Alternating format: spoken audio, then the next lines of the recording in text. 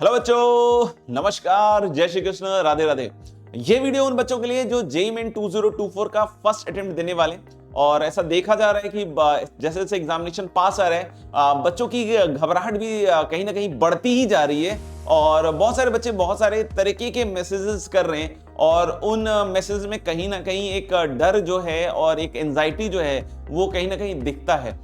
तो उन सब चीजों को ही रिलीव करने के लिए आज मैंने ये पर्टिकुलर वीडियो बनाया है, और उसमें खासकर एक बात का जवाब, क्योंकि ये सवाल बहुत सारे बच्चे पूछ चुके हैं कि सर जैसा कि जेईई मेन काफी सारे शिफ्ट्स में होता है, तो किन्हीं बच्चों का कुछ जो पेपर्स है वो कोई थोड़ा लोअर साइड का भी होता है, मतलब इजी शिफ्ट्स होते हैं, और कुछ शिफ्ट्स ऐसे होते हैं जो थोड़े कठिन शिफ्ट होते हैं, क्योंकि कहीं ना कहीं एक कंपैरेटिव ऑर्डर उन पेपर्स का बन ही जाता है। तो अब घबराहट ये महसूस होती है जो जिन बच्चों के मैसेज आए कि भाई सर अगर मेरा शिफ्ट अगर टफ आए तो क्या कर सकते हैं, या किस तरीके से मुझे अप्रोच करना चाहिए।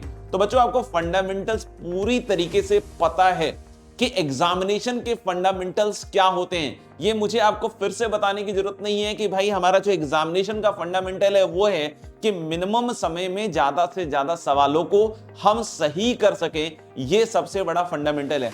कोई भी ऐसा सवाल हम ना लें जिसमें पता चले कि हम एक्सेसिव टाइम दे रहे हैं, जो एग्जामिनेशन के हिसाब से गलत होगा करना।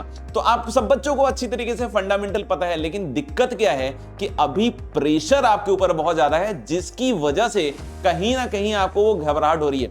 ऐसे बहुत सारे बच्चे जो कि पास्ट ईयर में एग्जामिनेशन दे चुके हैं और उन्होंने अच्छी तरीके से सक्सेसफुली क्लियर भी किया एग्जामिनेशन को, बाद में जाकर जब पूछा जाता है कि भाई उस दिन तुम इतने क्यों डरे हुए थे, तो उनके पास हालांकि वैसे कोई बहुत बड़ा अच्छा जवाब नहीं होता, लेकिन उनका बस ये कहना होता है कि सर प्रेशर बहुत ले लिया था, इस वजह से ये हो गया। लेकिन अब जब पीछे मुड़ के देखता हूं तो लगता है यार कि उसको मैं बहुत कामली भी टैकल कर सकता हूं। तो मैं बस चाहता हूं कि आपका जो ओपिनियन है ऐसा ना हो आगे चलकर, और आप अभी भी अपने दिमाग को थोड़ा सा कूल एंड काम रख सकते हैं, क्योंकि जितना हम रिलैक्स रखेंगे उतना ज्यादा फायदा होने वाला है। कोई भी पेपर कठिन हो, इजी हो, मॉडरेट हो, किसी भी तरह के किसी भी लेवल का पेपर हो आपके पास आया हो, तो आपको बस एक चीज का ध्यान रखना है कि जितने भी बच्चे उस शिफ्ट में अपीयर हो रहे हैं सबके लिए पेपर एक जैसा ही है, और वो आप चेंज नहीं कर सकते हैं। तो सबसे इंपॉर्टेंट चीज है कि भाई जैसा आप पेपर आ गया है उसको फेस करना सीखना पड़ेगा।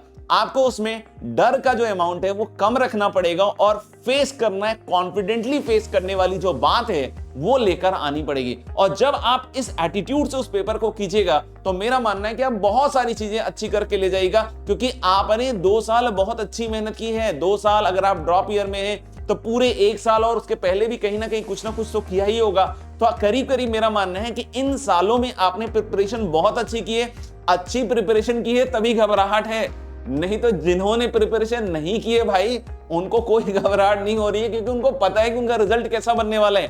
तो अगर आपके अंदर घबराहट हो रही है तो कहीं ना कहीं आपने अच्छा पढ़ा है। तो अगर अच्छा पढ़ा है तो अपने अंदर सेल्फ डाउट करने की जरूरत नहीं है। In fact there should not be any room for self doubt till the last moment. तो अगर आपका शिफ्ट अगर कठिन भी आ गया है तो आपके दिमाग में एक ही बात आनी चाहिए कि इसमें जितने भी इजी सवाल हैं वो सब हमें करने हैं, क्योंकि कंपटीशन कहां लूज करता है बच्चा। एक कठिन सवाल को अगर आप नहीं भी करते हो तो ऐसा नहीं है कि आप वहां कंपटीशन लूज कर रहे हो। दोस्त, क्यों नहीं लूज कर रहे हो? क्योंकि वो कठिन सवाल है और वो हर एक बच्चे के लिए करीब करीब कठिन है। कुछ ही ऐसे बच्चे होंगे जो हो सकता है उस सवाल को कर रहे होंगे, तो उस सवाल को करना और नहीं करना एक जैसा, मतलब इनफैक्ट मैं कहूं कि अगर उसको कर रहे हो तो अगर आप टाइम ज्यादा ले रहे हो, गलत कर रहे हो, तो फिर वो नहीं करने जैसा ही ज्यादा बढ़िया रहता है। तो यानी कि हम कंपटीशन कहां लूज करेंगे सर? कंपटीशन हम वहां लूज कर सकते हैं जहां आपको जो सवाल आ रहा है, जो आपसे सवाल बन रहा है, उसके बाद भी आप उसने सवाल को गलत करते हो, तो वहां क्योंकि वो मेजॉरिटी ऑफ द क्राउड कर रहा है, और वहां पे अगर आपने उस सवाल को गलत इंटरप्रेट किया, या प्रेशर की वजह से गलत कैलकुलेशन कर दिया, या फास्ट करने के चक्कर में कुछ लफड़ा कर दिया, तो वहां कंपटीशन लूज। यानी आपको ये चीज समझनी पड़ेगी कि जितने भी इजी या मॉडरेट टाइप के सवाल हैं उनको सही करने की जिम्मेदारी उठानी पड़ेगी ऐसे पेपर्स में। और नॉर्मली अगर मॉडरेट भी पेपर है तब भी आपकी जिम्मेदारी यही बनती है, लेकिन यहां पे जिम्मेदारी को थोड़ा और बढ़ाना पड़ेगा, क्योंकि यहां पे कुछ जो सवाल हैं 6 से 7 अगर मान लीजिए 25 सवालों में 6 से 7 कठिन है, तो ऑब्वियस सी बात है कि आपको जो बचे हुए सवाल हैं उसको अच्छी तरीके से हैंडल करना सीखना पड़ेगा। साथ ही साथ आपको यह ध्यान रखना पड़ेगा कि मान लीजिए कि हो सकता है तीनों के तीनों आपके पेपर कठिन ना हो, मैथ्स, फिजिक्स, केमिस्ट्री तीनों कठिन ना हो सकता है उसमें एक कोई कठिन हो। तो उस पेपर को आप थोड़ा सा सोच सकते हैं कि यार इसमें अगर मैं कम भी करूं लेकिन हाँ इजी वाले सवाल अच्छे से कर लूं, समझ में आएगा, मॉडरेट वाले सवाल अच्छे से कर लूं, लेकिन जो बचे हुए दोनों हैं उसमें से ज्यादा हम स्कोर निकालने की कोशिश कर सकते हैं, क्योंकि यही होगा कंपटीशन को सही तरीके से क्रैक करने का नजरिया। क्योंकि ये कंपटीशन ये रिलेटिव है, यहां पे ये नहीं देखा जा रहा है कि आपको कितना आता है कितना नहीं आता है, हाँ आपने कितना सही किया वो जरूर इसमें काउंट होने वाला है। किस तरह के सवालों को सॉल्व किया ये बिल्कुल नहीं कि यार इसने भाई ने तो कठिन सवाल सॉल्व किए हैं तो इसको तो हमें ऑस्कर देना चाहिए, ऐसा बिल्कुल कुछ नहीं होने वाला है। आप इजी करें चाहे टफ करें, सभी सवालों के जो नंबर्स हैं वो बराबर हैं। तो जरूरत क्या है इस तरह के पेपर में कि थोड़ा सा और एक्टिव रहना, थोड़ा सा और अपने आप को होल्ड करना, एंजाइटी ज्यादा नहीं लेना, प्रेशर ज्यादा नहीं लेना, एग्जामिनेशन की जो टेक्निक है उसको सही तरीके से यूटिलाइज करते हुए काम करना। अब जब आप इस तरह के पेपर में जाते हो तो बहुत बार ऐसा हो सकता है कि आपसे 2 या 3 सवाल लगातार ना हो।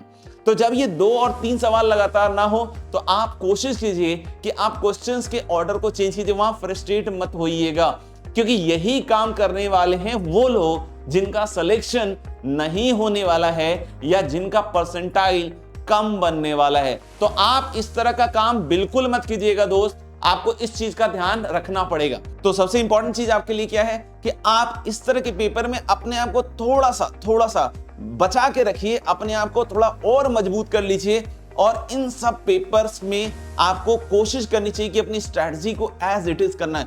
एक्यूरेसी इस तरह के पेपर्स में बहुत मायने रखेंगी और वहीं कहीं ना कहीं आपको अच्छे परसेंटाइल तक पहुंचाने में आपकी मदद करेगी। तो बिल्कुल अपने अंदर के विश्वास को बिल्कुल जागृत रखिए और थोड़ा दम लगाना है, थोड़े दिन और बचे हैं, पूरी मेहनत से पूरी लगन से इस पेपर को करके दिखाने का आत्मविश्वास जुटाते हुए जाना है। चाहे किस तरह का भी पेपर आए, आप भी बहुत टफ हैं, आपके अंदर भी बहुत स्टेमिना है, आपके अंदर इनफाइनाइट पोटेंशियल है, आप इस पेपर को अच्छा कर सकते हैं क्योंकि आपने पढ़ा है और उस पढ़ी हुई चीज को ही कन्वर्ट करना है।